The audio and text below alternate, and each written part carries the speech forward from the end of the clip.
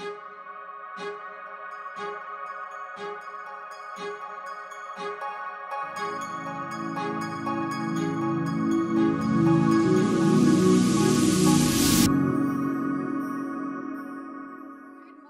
welcome to Kitty Talks. We share inspirational life stories that empower you to create yours.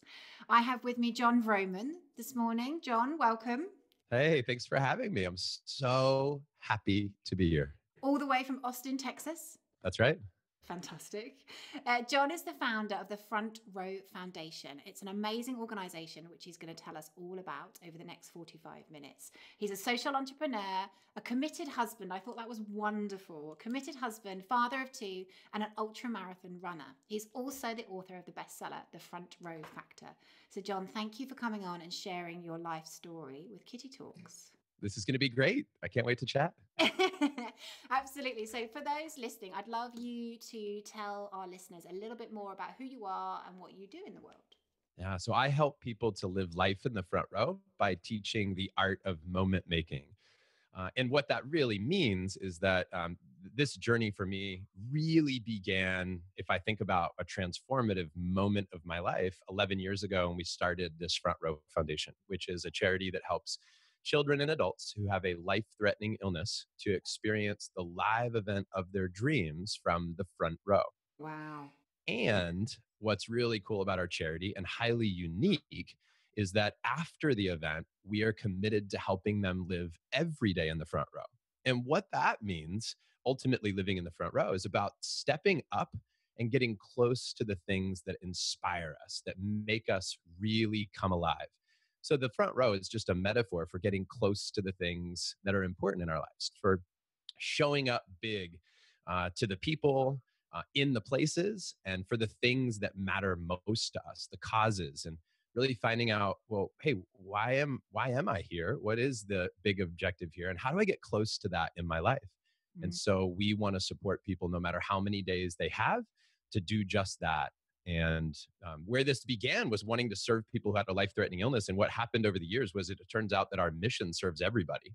It serves our donors. It serves the family members of those recipients. It serves our staff. You know, the conversation around stepping up big in your life is one that's led to transformations for everybody that touches what we call our front row family.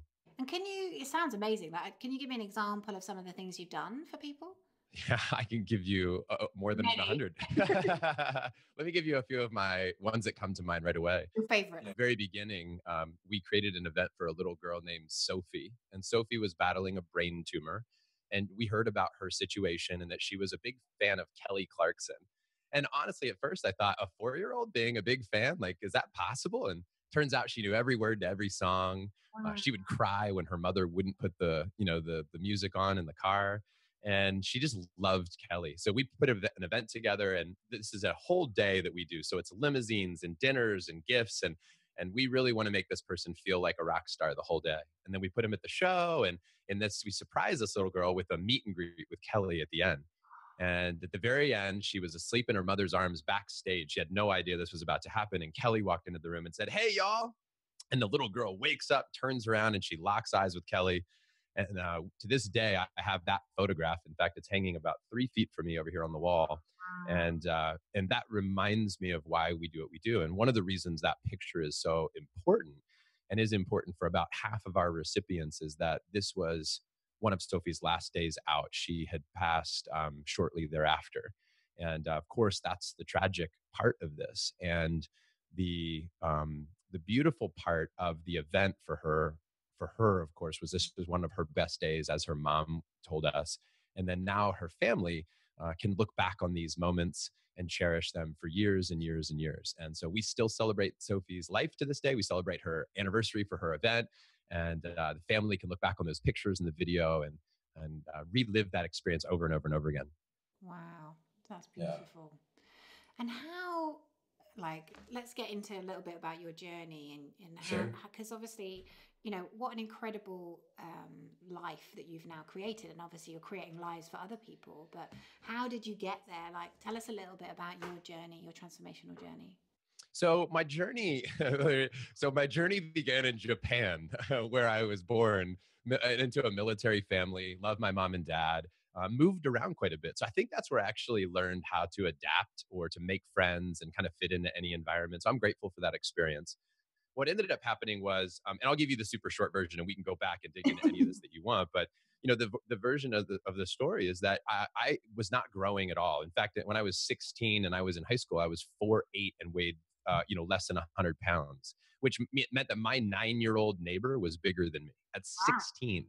I It's hard to remember when I believe now looking at you because you're yeah, I'm about 6 foot, and thanks to some HGH shots that came at the right time. This was in my that's human growth hormone at age 17. The doctors were really concerned. They did a bone scan of my hand. They said, "You have the bone age of a 9-year-old, and you're 16. You're wow. just not growing at all."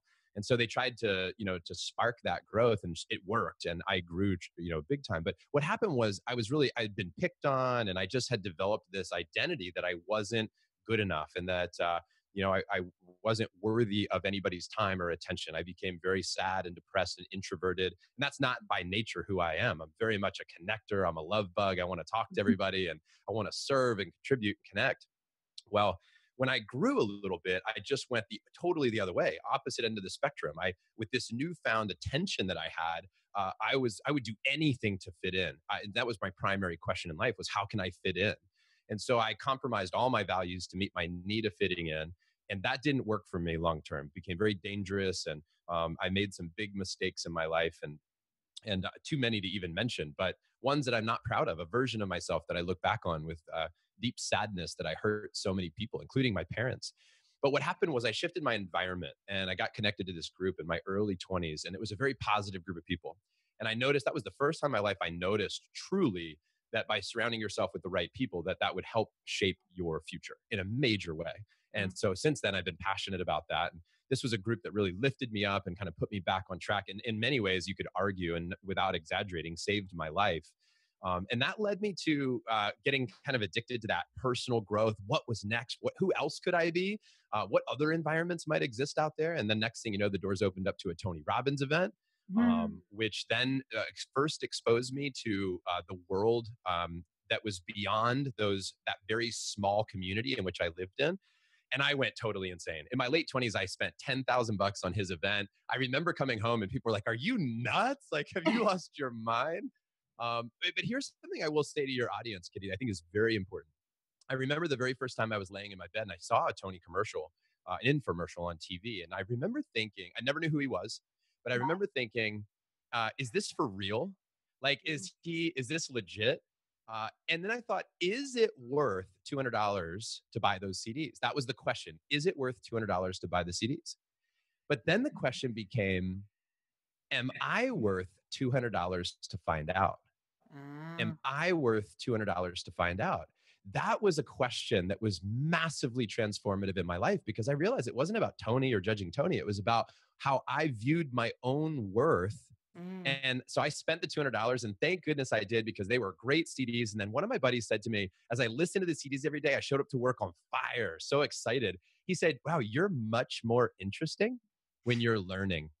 Now think about that. He said, "You're much more interesting when you're learning." And I've never forgotten that statement. And so I've made a commitment to always be in that realm of growth. And so that's what happened since then. And hundreds of books later, tens of thousands of dollars of events, and changing peer groups and evolving peer groups and connecting with new people. Here I am talking to you today. And tell me about the inspiration for the charity, because so actually before we get into that, like what now you look back at what happened to you when you were little. So you said about you had this challenge where you were teeny tiny, you weren't growing. What was the kind of significance? Like you've probably got some perspective on that now. Why do you think you needed to go through that? I think that ultimately helped me to realize that in my life, I want to help people fight for, fight for their freedom and the freedom to express themselves.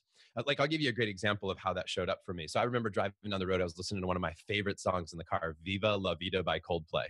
And I'm fist pumping, and I'm dancing, and I get to a traffic light, and all of a sudden I just totally stop. I go from a level 10 dance party to a level 1 dance party, and I'm singing under my breath and I'm not dancing anymore. And then it hit me. I'm like, why do I care so much about what people think of me? And I realized that I went through this part of my life because I understood so much about what it was like to care so deeply about what others thought that I literally shrunk inside. I literally, was diminished as a human being or felt that way. And so in that moment, by the way, that I had this realization, I challenged myself to sing and dance at the next traffic light like nobody was around. And to me, that was a very important moment because I did it and I was singing and dancing. And eventually I saw this car next to me and it was a car full of senior citizens just staring at me. And I mean, like they were like in their 90s. And they were just looking at me. And I just went back to dancing because I made a commitment and I was going to follow through with it. And then eventually what happened is I looked over and they're all dancing. And I was reminded that I can inspire people just by being me and just by being myself or going through life. And those are little moments of leadership, those everyday moments of leadership. I got inspired from, to just keep doing more and more of that. So now my mission is to help people to maximize every moment of their lives. One of my greatest fears is getting to the end of life and looking back and saying, man, I wish I would have. I'm so sad that I wasn't able to dance in my car at a traffic light because I was so terrified of what people would think of me. And, in all my travels, and I've done hundreds of keynote speeches all over the place at this point, and I will tell you that one of the greatest fears of anybody in the audience is they'll always say, and I'm talking about people that are doctors to lawyers, to teachers, to students, is they're so worried about what people will think of them. People don't want to stand out. People just need to fit in. Like, we're human beings. We totally will turn into and gravitate and be like our surroundings. I remember the same thing when I was doing all my personal growth. And one of the challenges that they set us was to go and dance like a lunatic in a public. Right. That's very hard for me because even to this day, I struggle with dancing publicly. Like we went to a wedding a couple of weeks ago that I was officiating, and the dance, when the music came on, sure enough, like this whole 16-year-old version of myself showed back up. Yeah. And I have to work on that constantly. But that's really what it taught me. Is it taught me to fight for somebody that feels small to help them be big.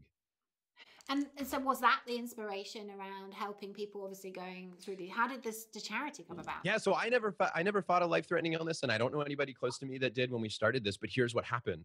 So the way that this whole thing began was there were three kind of moments that all came at like the perfect storm. One was that I had been asked the question I had been asked to rate my level of contribution to the world on a 1 to 10 scale. It was a self-awareness exercise. How do I feel about how I'm giving back? I remember rating myself a 3. So the seed had been planted that I needed to give back. That was a category of my life I wanted to work on. The second thing that happened was I was at a Jason Mraz concert. Are you a fan? Do you know who he is? No. He's a great musician. Absolutely. Like, just check him out sometime. You'll love him.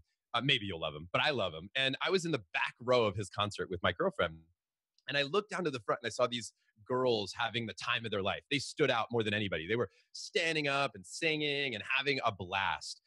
They looked like they wanted to be nowhere other than right there. And when I looked around, I saw people in the back and they looked like they could have been anywhere and they didn't care if they were there. And I just saw how people show up to the same event in life different ways. And I said to my girlfriend, life is different in the front row. And I just paused and I was like, wow, how do they get those seats? Do they stand in line? Do they earn the money? Do they know the people? How do they get to those seats? And I became obsessed with how people live life to the fullest in that way. That existed, number 2. And then number 3 was a buddy of mine had challenged me to run an ultra marathon.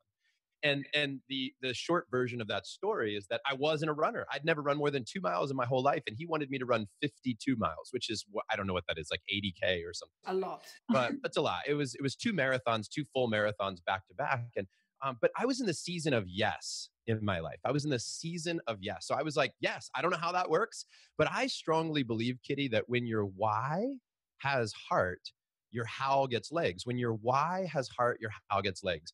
And here's why I knew that to be true. We were on a training run of about 8 miles, and my buddy and I said, well, we should raise money for a charity.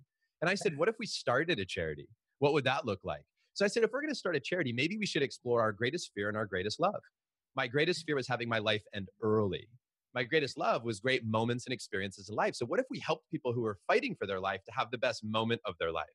And I said, that's it. This whole front row concept existed, giving back existed, and fear and love showed up in this conversation. And all of a sudden, I said Front Row Foundation, and it was born. In that moment, literally within 24 hours, we had written a mission statement down. We sent it out to our friends. We said, hey, we're going to dedicate this run to raise money to the charity. Here's what we're going to do. And we had $7,000 raised to start the charity. We filed our paperwork and the charity was born. And that's where it all started. And it sounds like the universe was giving you little snippets of it. Totally. And suddenly 100%. And then you suddenly got the almost like the connection, the download of, oh, that's how it all goes together. And I think it's so important that all of us do that, is just to be aware of what's happening around us. I think there were the elements that were important in this conversation are that there was a question that led us somewhere. How would I want to contribute to the world, right? What is our greatest fear? What's our greatest love? There was some deep exploration, and there was a season of yes. So we were open, we were ready for something, and we didn't even know how to do it. Again, that's why I say when our why has heart, our how gets legs. Because even in that moment, something I noticed looking back was I was exhausted at 8 miles when we came up with this idea. But the minute we had this purpose, I no longer felt any form of exhaustion. I no longer felt pain in my legs. I no longer was focused on the run. I was no longer focused on the training part of it. I was like, yes. And that brought me great energy. And one of the things we're doing through Kitty Talks, Jon, is very much showing people that the universe is always kind of showing us and giving us the ideas of what it is we should be doing and how we can support the planet. It's actually, like you very, correctly said, it's being conscious of the ideas that are being given to you, and then and then taking the action to make them happen. Yes, that's right. Yeah, 100%. Yeah. That's where it all began. It's hard to believe. It's almost, it's 11 years later. I literally feel like I've blinked. My son said to me yesterday morning, he goes, where, like I was telling him, I said, hey, it's time to go to bed. And he goes, where did the day go? I said, buddy, that's, you're having a good time. You're having fun. It feels like it goes fast. Trust me. Oh, and so over those 11 years, you must, how much money, do you know how much money you've raised over that? 2 million. Wow. 2 million. And in some ways you could look at that and say, hey, that's fantastic. And in other ways you can look at that and say, you should have raised more in 11 years. And for us, it's the perfect amount. And here's why. We have always been focused on, so this started for me as a part-time thing around my full-time job. I was a corporate employee. I had a full-time job. I ran the charity around my full-time job for 3 years before I decided to take a leap and become a full-time entrepreneur and pursue speaking and coaching and all of what I do today. But, I will tell you that it's been very much a community thing. I wanted to create a place where our friends could build together. I've always had this dream of I've said this for as long as I can remember, build with friends. My guiding principle in life was to build with friends. It wasn't always to make the most money. It wasn't always to have the biggest impact per se, or everything's the scale this, scale that. I was like, I want to build with friends. Yes, I want to grow. Yes, I want to scale. Yes, I want to make money. But my core value is to build with friends. That's the thing I'd be most proud of at the end of my life. And that's what we've done. So my best friends and I have basically built this over the years, and the community's expanded. And we had an opportunity at one point to be acquired by the world's largest ticketing agency, offered to acquire us and to expand it. But we decided to just stay our path and keep doing what we're doing. And we're really proud of where we are. We've grown year in and year out, and we're having our best year ever this year. It's really exciting. Wow. And hopefully you can offer some advice to our listeners. So we've got a lot of entrepreneurs that listen to this. And talk me through the transition, because obviously you said you were in a corporate career. This is fun. Wow, because a lot of our entrepreneurs listening are probably doing like you. They were doing something on the side that they're really truly passionate about. And actually, how did you know when to take that step? Like, what was the signal that you got to take that step? I know exactly what it is. Yeah. And here's what's interesting. This is my philosophy for everybody listening today is only going to apply to some. It's not a good strategy for others, but I'm going to tell you what I did. I was making, a 6-figure plus income, living great. I've just gotten engaged. And this is when I left my work. And by the way, we got pregnant that year, bought a second home. Like, it was a year of massive transition, moved into another state, and I decided to take a leap. And here's why I did it. I decided to do it because I really I did a fast forward exercise to the end of my life. And I looked back and I said, what am I really going to be proud of in my life? And I realized I wasn't going to be proud of, at least, hold on. It wouldn't be a primary concern for me at the end of my life of how much money I made or how much significance I had or any of that. It would be whether or not I pursued my dreams. I even thought about my children, my future children. What would I want them to be most inspired by in my life? And it would be that I went after my dreams. I pursued them. So I just played out the exercise. I was like, so what's the worst that could happen if I left my job? Like, literally, what's the worst that could happen if I lost all my money? So what? If I lost my car, so what? Like, if I lost my house, so what? Like, I'm not going to be homeless because I have a network that's not going to allow that to happen. Even if I had to live in a friend's basement or my parents' basement or wherever, I could make it work somehow. If I had a laptop, if I had connection to the internet, if I had my heart and soul and my network of friends, I would figure out a way to make it work. Now, hopefully it wouldn't get to that point, and it didn't, but I would figure it out. So I literally took a leap. I literally was zero income on the side, zero. I Wow. decided to leave the job.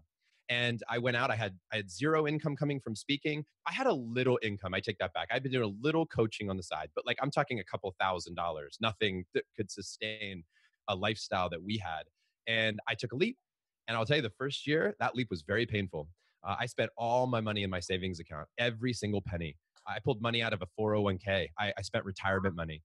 The next year, I went into debt. I used credit cards. I revved up my credit cards. And I'm just telling you the honest story. Like I could paint this. I could eliminate details. I would be like, I don't have to tell you this, but I feel it's really important because I don't want people to think this was like a perfect transition for me. And like, I feel like I'm a smart person. I feel like I'm a hard worker, but this was really, really hard. This was really hard.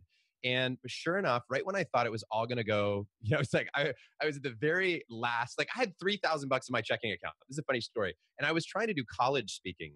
And so I printed a brochure, which one person told me to print a brochure and mail it out to all these schools. I spent my last $3,000 in the bank account. And I told my wife, I said, this is like the Hail Mary. This is like, hey, this is like the last and final, whoop, like, I hope this works. I better get a speech from this.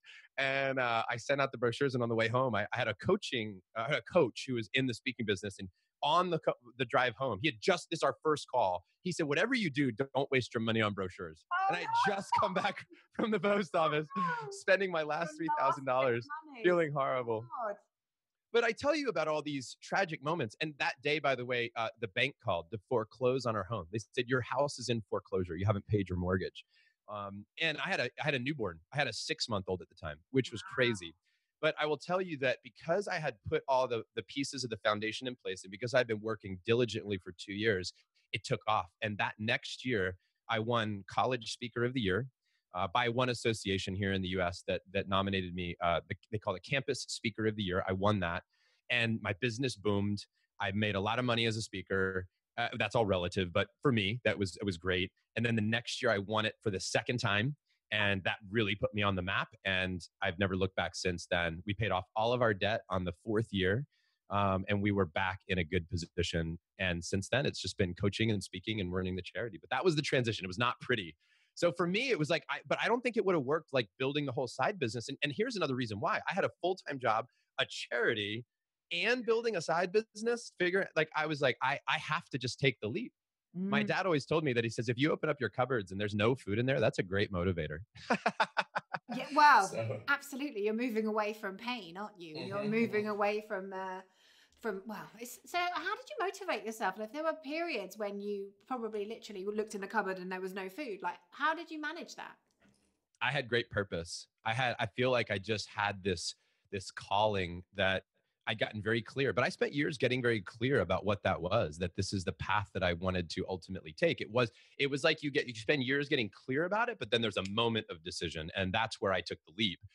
But I realized in hindsight that I had been sort of preparing myself mentally or figuring out what it was that I wanted to do. And speaking or writing books and things of that nature was where I was impacted the most in my life. People always ask, why did you become a speaker? And I'm like, because I love being in the audience, because I love being impacted by great speakers. I love a great storyteller. I love somebody who took a complex idea and made it simple. I love somebody who can create a metaphor that makes my heart sing, that brings energy to my life. And so that was what I wanted to pay forward to other people. And that's what pulled me forward. I constantly went back to, why am I doing this? What is the real reason for this? And for me, a big driver was the charity. I knew that if I wanted to do the charity at a big level, that I needed to create a life that would do that. Now my book tells the story of the charity. When I give a speech, I tell the story of the charity. And so I've been able to blend my business and a nonprofit beautifully together, where my business fuels and drives forward our charity.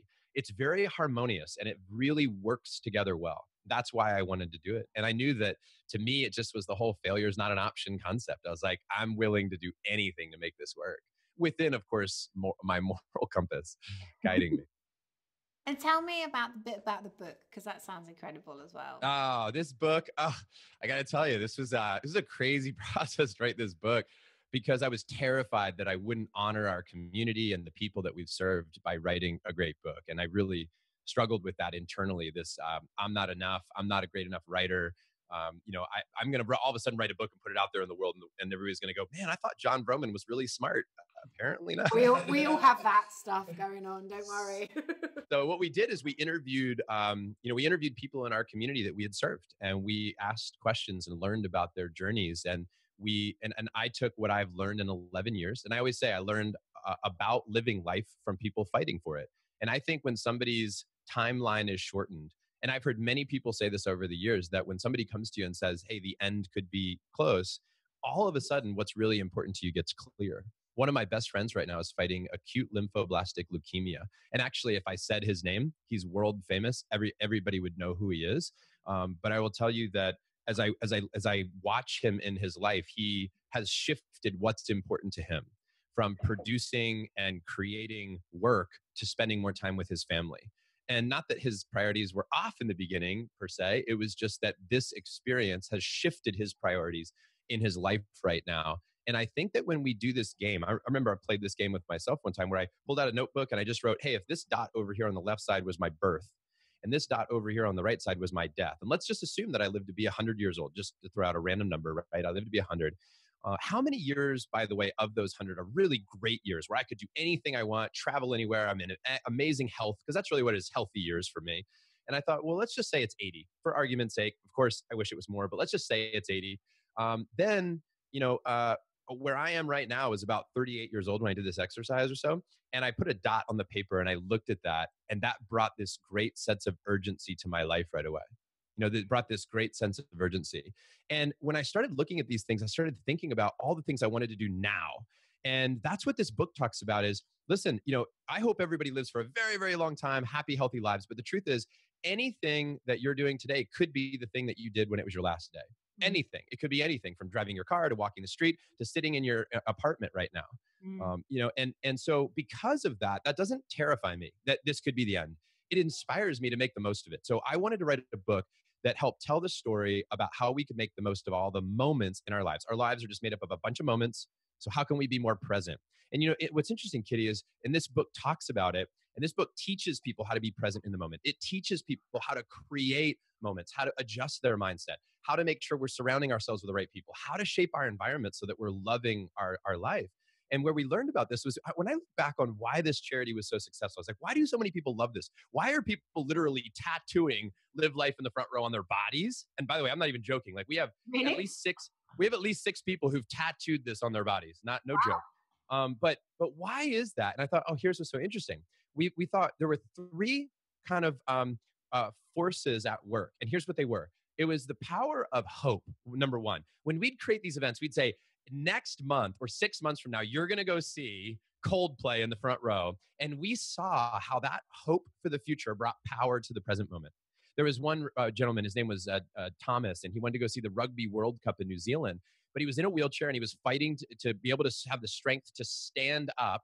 And he said, I'm going to stand for the national anthem. And because he had that goal, because he had that dream, he had more power in the present moment. So dreaming isn't about not being present. It's about how do I bring the future into the power of now? And then we realized that hope was very powerful. Like somebody who got a photo book or a video of their day, they would, if they were still battling their illness after their event, it wasn't just about one day. It was about reliving that experience and bringing the power into now. It's not like living in the past. That's not the whole point. The point is to celebrate what's been great in our lives and use that to fuel our present situation. That's oftentimes the benefit of having a memory of what happened and being able to relive that. But everything, whether you're talking about the spectrum of the future with hope or the past and celebrating that, it all comes back to how do we make now more important? The whole principle was to live in the moment. Not a new novel concept, but we're just telling it through a new story. We're telling it through some really enlightening, uplifting, powerful stories. And it's really, I'm so proud of our team with the book. It was a team of 30 people who worked on the book for 2 years. And we are so proud of the end result. And the feedback's been really great so far. It sounds fantastic. It sounds really wonderful. And so many people struggle with that. I have moments of that in my own life. Like you can zone out, and you really have to be present. But I love the idea of that exercise where by looking at the timeline of what you want to achieve in your life is such a great motivator. Like for anyone listening who potentially has this idea and this grand plan of what they want to do with their lives, then I suggest that you get that pen and paper out and look at where you are now and what you want to achieve, as Jon said. This idea of there being a timeline it's not a scarcity model. It's not meant to put you into fear mode. It's meant to bring to light something. It's an awareness of how much time we may have to create. And that can bring joy. I don't know who to credit for this, but I thought it was a brilliant idea. They had a jar of marbles. They counted out, they said, let's say I lived to 100, and that meant I had X number of weekends, Saturdays, right? And they took that many marbles that represented each Saturday and they put them in a jar. And then every Saturday morning, they would move one marble to the jar that's passed, right? And they would see and physically touch another one of their Saturdays being utilized in their life. And it made this statement of importance of the power of this week. Well, it brings it alive, doesn't it? Because we do Absolutely. go through the emotions. We can go through, especially if we're doing something, we're in a job that we don't necessarily like. We're like on a hamster wheel because we're just getting up, we're going to work, we're doing what we're supposed to do, and you're going to bed, and it doesn't bring it alive. So that exercise, I can just see, is powerful. So powerful. So what's the feedback been like? People have obviously given you amazing feedback, I would have thought, on the impact of the book. On the book, yeah. Here's what's interesting is that I think every author probably wrestles with this, at least the ones I've spoken with, is that I'm not only really grateful for the people that have shared positive feedback, but I'm always thinking that I should be receiving more, right? I'm always thinking, I should get more positive feedback, did I do a good job? I hope I did a great job. Are all these people telling me the truth? And so you sort of question that from time to time, I think, as an author. But I remember I was speaking at an event called One Life Fully Lived 3 days ago in Philadelphia. And I was the keynote speaker at the event. A woman walked up to me before I had even taken the stage, and she said, "Are you Jon Vroman?" Now, this is, by the way, one of the first times since I'd written the book, because the book's only been out for a number of weeks. And she said, "Are you Jon Vroman?" I said, "Yes." She goes, "I read your book, and I absolutely loved it. Like, your book changed my life." And as she was saying this, I was like, I was just so happy because I don't think because of my ego. Like, yes, I'm important. I feel great. I felt great because I don't want to waste people's time with the book. I want it to be a really good book. Like, I don't want to waste 3 hours of their life when they read it. I said, "Oh, this makes me so happy to see you happy. This brings me light to see you lit up." And she raved about the book. And that to me was something that was really powerful. And here's what the book teaches. And here's what she talked about. And the feedback was about teaching people how to be moment makers in their life, how to make the most of every moment in our lives. We give examples of this and we talk about it. And she talked about how she became more of a moment maker and aware of these opportunities to be moment makers in our lives. And we teach 3 strategies with the book. We teach about mindset and how to shift our mindset, or how to think, how to ask powerful questions, how to ask morning questions that lead us into the day, and how to ask evening questions to reflect back. And we teach them questions that they need to ask throughout the day in order to be a moment maker. And what I mean by a moment maker is something as simple as, like, I give you a great example. I was with my wife at a restaurant right when we were about to launch the book. And she was asking me, like, "Hey, what are some examples of being a moment maker?" And I said, "Here's a great example. We could have just simply had this lunch and walked out of this restaurant," which we would have done 90% of the time. But this time, what we're going to do is we're going to write a note to the waiter on the back of the receipt, expressing our gratitude. And we're going to ask the manager to come over in front of the waiter. And we're going to tell the manager how great the waiter was during this day. And so that's exactly what we did. And everybody lit up. And the waiter was like, "That was one of the best. This is like one of the best days ever." And in that moment, we were moment makers. We took an ordinary, average moment and made it expansive. We always say in our charity that we amplify the good to silence what's not. And let me say that again in case that was too, right? We amplify the good so that we can silence what's not. And that's what we do when we're moment makers. I have a buddy, Jeff Kaler, who's a magician, and he speaks all over the world. And he carries around this rubber shrimp with him, literally just a fake rubber shrimp. And he calls it shrimping people. And here's what he does. Like, he'll go to the grocery store and he puts all of his groceries on the shop, on the belt. He'll put the shrimp, just a single shrimp. And when it gets to the woman checking him out, she'll look at the shrimp and then he'll look at her with like a totally serious face and say, "Oh, I just wanted just one." And the woman will just laugh, and then, he'll just pick it up and go, "I'm just teasing with you. It's just a rubber shrimp." And they create this moment together, and it's hysterical. And now we do it all over the place. We all carry these rubber shrimp with us. And we go to restaurants, like, it works especially well at like a vegan restaurant, where as soon as they put the plate down in front of you, just put the shrimp on the plate. You're like, "I'm sorry, was my meal supposed to come with a shrimp?" And the waiter or the waitress just looks at you and they're so confused and they just start busting out laughing, right? And by the way, I did this on a recipient event, like a front row event. We had a recipient who we created an event for at a football game here. And at breakfast, I had an omelet and I put the shrimp on the plate. And the waitress came over and she started laughing hysterically when she found out it was a rubber shrimp. Well, so I pranked her, but then unbeknownst to me, she came back to me later after I'd given her my credit card and she said, "Hey, Mr. Vroman, your credit card's declined. Do you have a different one to use?" And I totally thought she was serious. And I was like, and I felt kind of embarrassed in front of the recipient, and I said, "Hey, try this one." I gave her a second credit card. She came back a moment later and she said, "I'm sorry, Mr. Vroman, your second credit card declined. And our manager says that you have to pay in cash now." And I'm like so embarrassed. I'm there with a recipient and I'm like, oh my gosh, what's going on? And then finally she lets me on the joke. She tells me she's just joking with me, that my credit cards are fine. She never tried running any of them. And we laughed and we took a picture and I'm holding my credit card and she's holding the rubber shrimp. And sure enough, like that was a moment that here I am telling you the story now. When I look back on it, I laugh. That was just a normal breakfast. Yeah. But we created a moment that we could all remember forever. And I could literally give you 100 other examples of how you could do that. From, when you're at a dinner sometime with 10 friends, just pick one of your friends and say, let's go around the table and everybody say something you love about Kitty, right? Or whatever it is. And everybody just shines the light on Kitty and talks about why they love you. And that's a moment for you. And there's so many different moments that we can create in people's lives. And, so having the mindset to be able to do that is all about asking the right questions. It's all about being intentional about it. And so anyway, so I'm going to cut myself off right now, but that was just one concept, I love it because it's such a simple concept but it has such a transformative impact. Massive. Amazing. And you have a heightened experience, so you're going to remember that experience. And like you said, you're living to the fullest in that moment. That's right. That's right. Yeah, and that's what the book, that's what we wanted to teach. We wanted to teach people how to think like that. Who do you need to be around to make it work? And what environment do you need to be in? Because all that makes the moment. We kept thinking about what makes the moment. Why is this so special? So these are simple principles told through riveting stories, tossed in, some science to back it up. And we give people the step-by-step on how to do it so that everybody leaves reading the book saying, I know how to be a moment maker. And that's what they do. There must be a place where people can share this. There is. There's a family page online on Facebook and we lead them there. And we also have an experiment kit they can download that you even see behind me these posters. For those listening, I have these posters in my office that have these powerful questions. And we teach people how to shape an environment that helps them move forward. So we give them the tools, we give them the resources, we give them a community to go share and talk about it and see what happens from there. And so far, it's been fun. Oh, it must be so wonderful listening to the impact, when people go and create an experience like that. Cool. The joy that they get out of it. They send pictures, they tell stories. It's really fun.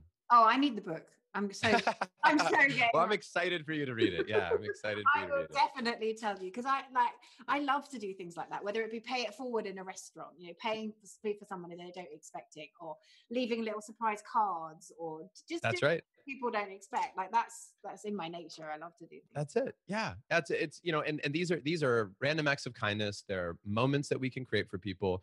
The front row metaphor is also great in the fact that when we're front row, some people have said to me in the past, I don't want to be in the front row, John. I want to be on the stage, and they're like, and I'm like, I totally get that. The metaphor though here, the metaphor here is about showing up for people.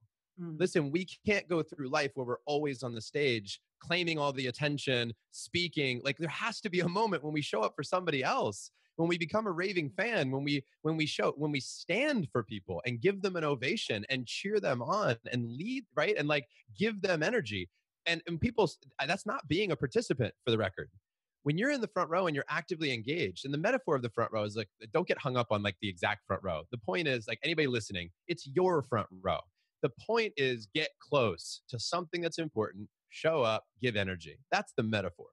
And that's what we need to do in life. And the more we do that, the more magic comes our way, the more magic we experience. And the more it becomes, like you said, it becomes a way of life, and the more magic shows up, basically. Yeah, that's it. Yeah, I'm so getting the book. Cool. I can't wait.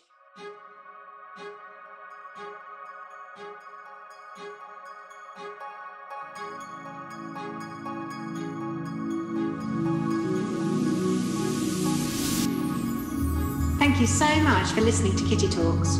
Be sure to head over to our kittytalks.com website, become a member of our exclusive club, and you'll get free interviews and access to our private Facebook group, exclusive webinars and secret success interviews. See you there.